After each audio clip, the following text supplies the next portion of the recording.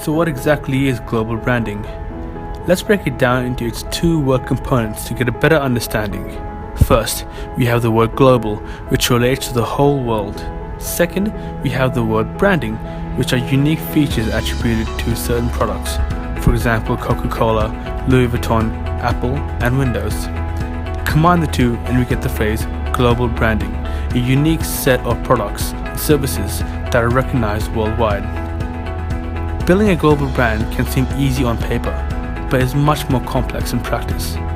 Once integrated marketing communications assure that all brand contacts received by the audience are relevant and consistent over time, organizations should form partnerships with other brands to form synergies, such as the famous global brand partnership between Coca-Cola and McDonald's.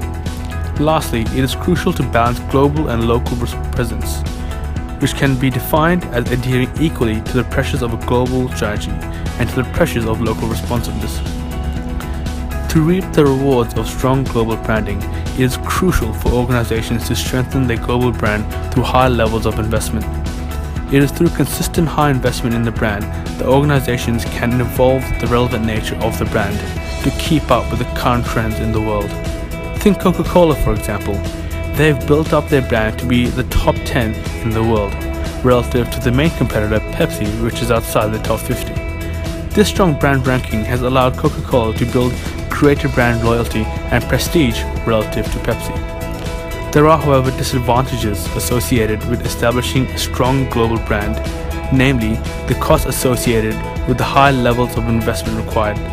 Like any organization, a brand of a company or product was once in its startup stage, with Forbes citing that 90% of startups fail, implying a high level of risk for startup brands.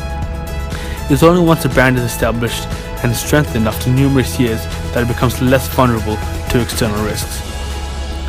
The GILR framework gives insight on how globalization and localization impact on a multinational corporation. The pressures for global integration is illustrated by the vertical axis, and the local responsiveness is illustrated by the horizontal axis.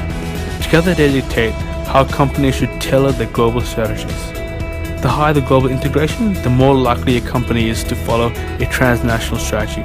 This is represented by Coca-Cola, which although follow a high global integration strategy, their low local responsiveness allows them to follow a low strategy as well.